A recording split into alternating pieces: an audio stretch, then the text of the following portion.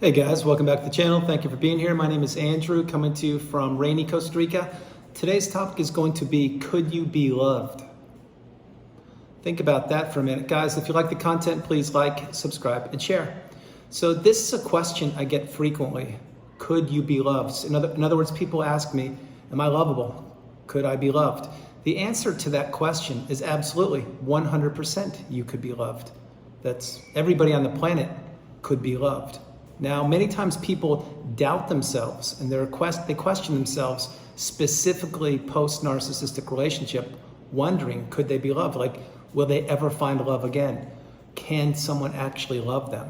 And these people, at times, they question themselves again, maybe perhaps from their childhood, maybe they had childhood wounds or growing up. And then, of course, they met the narcissist, and the narcissist portrayed themselves to be one individual, and they turned out to be somebody else. Most likely the relationship ended by a discard, and then the person is left in the narcissistic fog wondering, trying to put themselves back together. One of the things they're wondering is, could I be loved? And the answer again is yes.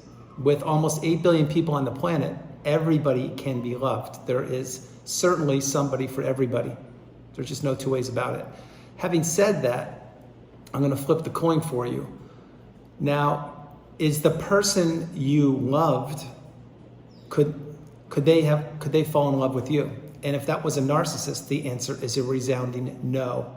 They can't, because the narcissist can't love. Remember that.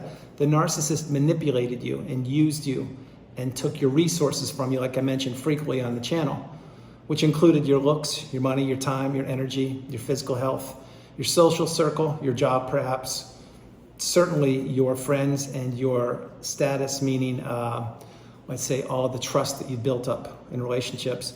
They devastated everything because they went in under cloak and dagger and they portrayed themselves to be one individual, and lo and behold, they were somebody else, a narcissist. So could you be loved? Absolutely you could be loved. Think about yourself for a minute. Do you have the ability to love other individuals? I'm sure you do, because you're on the channel. And again, thank you very much for being here. But the point is, just like you have the ability to love, and most likely you are an empath, or you have a high amount of empathy in you, that is exactly how many other people are on the planet. It's true, except for the narcissist and some other categories of individuals. But the point being, remember, when you can't necessarily decide and or who you love or who you fall in love with.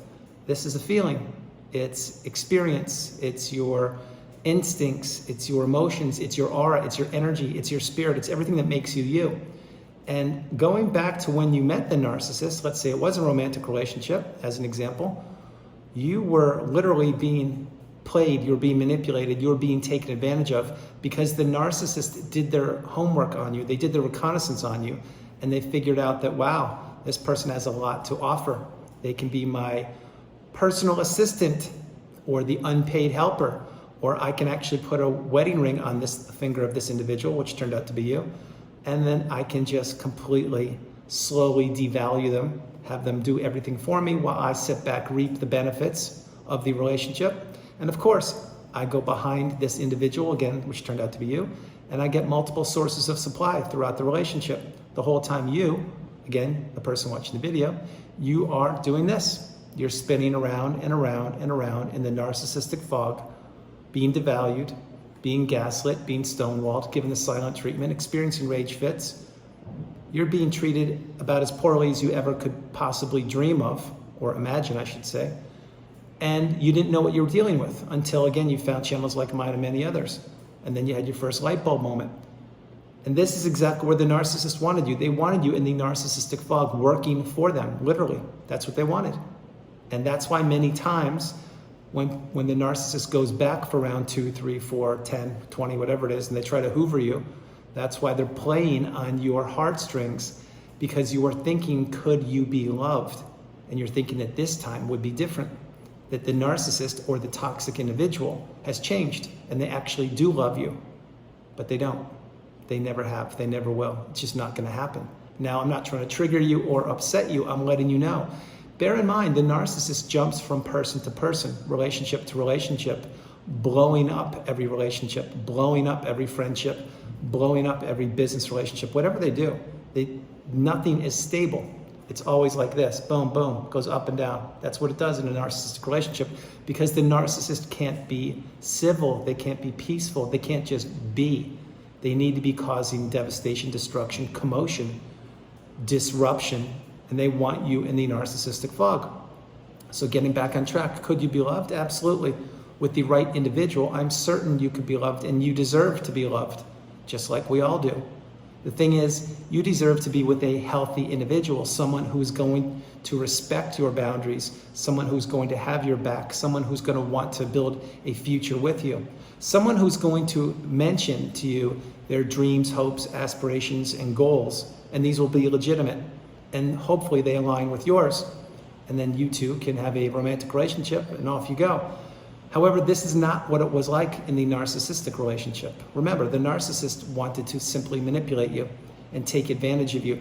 The narcissist saw in you what you could not see in yourself many times, because perhaps you were a people pleaser, a yes person. You did not know how to say the magic word no, which is the strongest word in the English language. And most likely you didn't have boundaries. But above all, for this video, you believed in love.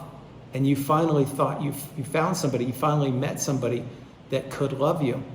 And this is exactly how the narcissist saw you. They saw you actually in real life as a weak, unsuspecting individual, somebody they could take advantage of for the length of the relationship, whether you were married or not, because they knew that this relationship would have an expiration date. However, they knew that you didn't know anything about narcissism.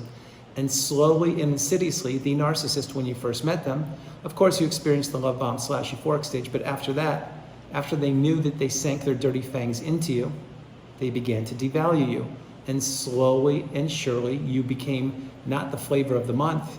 You became a person clinging onto a breadcrumb of hope. You were becoming desperate. You were becoming isolated. You were becoming an extension of the narcissist. You were wondering, again, what the thumbnail mentions, could you be loved? And you were doubting yourself, and you were questioning yourself, and you were saying to yourself, well, I married this individual, or perhaps I'm in a long-term relationship with them, or a relationship in general, and they claimed that they really loved me, and they wanted to be with me, and that we were going to conquer the world together, or we were going to do, all these plans, whatever. Remember, with the narcissist, plans change. Specifically, once they know that they have you wrapped around their finger, once they know that you're going nowhere, once they know that you're not wising up to the fact that they are a narcissist or a toxic individual. This, again, is when the devaluation begins. This is when you no longer will have the narcissist's utmost attention, because they don't need to give you the attention anymore.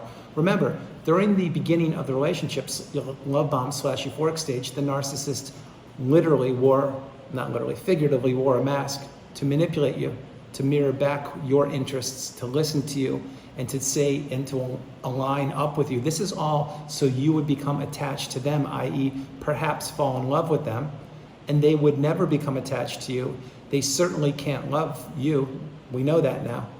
But this was a one-way relationship. It was literally built on distrust, dishonesty, disrespect, everything negative with the word dis in front. These words go along on the narcissistic side of the relationship, because they weren't genuine, they weren't authentic, they didn't want your best interest at heart. All they wanted to do was to have you pay for things, take them around the world, plan for things, be their errand person, be there for them, be their sounding board, be the person they abuse in front of people and behind closed doors. They wanted you as a personal servant, a personal assistant. And did they ever love you? Really think about it? No, they didn't, because they don't love anybody. They can't love anybody. What they love is what you provide and what you offer, which means your resources, and the fact that you did not know what narcissism was, and the fact that you stayed in the relationship so long. So go back in time and ask yourself the question, could you be loved? Absolutely, you could be. Everybody on the planet can be loved. The difference is there are people on the planet that cannot love. And that most likely is who you were in a relationship with, or who you are in a relationship right now. Think about it for a minute. Let's say you're still living with this individual who you believe could be a narcissist or a toxic individual. Do they respect you? Do they respect your time? Are they for you? Are they there for you? Are they asking you how your day was? Are they surprising you with gifts or emojis or texts? Are they present when you're communicating with them? Are they paying attention to when you have something important to say? Or are they this? Are they neglecting you, rarely around, on their smartphones all the time, ignoring you, giving you the rage, experiencing rage fits, giving you the silent treatment, ghosting you, disappearing for days or weeks on end, never saying they're sorry, never apologizing, blaming you, claiming they're a victim, saying that things perhaps could get better if only X, Y, and Z happens, which is future faking? Are they laying the law down, meaning they want to communicate with you on their terms when they want to, but when you want to communicate in a certain hour, they can't do it? In other words, are they acting like a petulant child? If they are, not a good relationship, and I would strongly suggest looking to exit and or find a way to escape it. Now, on the other hand, before I close the video, if you're in a relationship with an individual who walks in the front door, gives you a big hug and kiss and says, "Hi, how are you? How was your day? Let's sit down and talk. I'm gonna put my phone down. Let's be together for an hour or two and just get caught up." Or let's do something that you want to do tonight. Things like that. That's a loving, healthy, reciprocal relationship. And my hope is that is what you are in and or you will be in. But before I close the video, I want to let you know this. Could you be loved? Absolutely. The person you fell in love with, could they love you? If they're a narcissist, no. If they're a different type of individual, most likely yes. But you need to test the water, and you need to trust your instincts and pay attention to your intuition and red flags.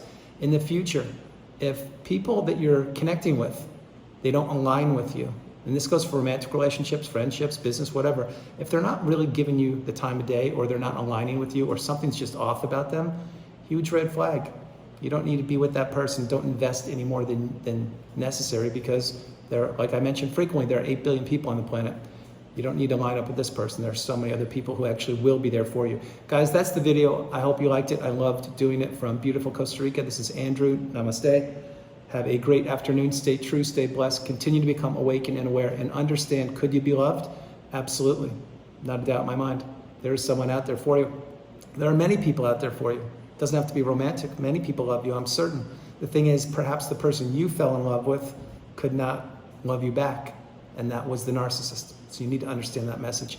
Guys, no matter where you are on the planet, you are not alone. I love you. Have a great afternoon, and I will talk to you tomorrow. All right. Good night, guys. Have a great night. Bye.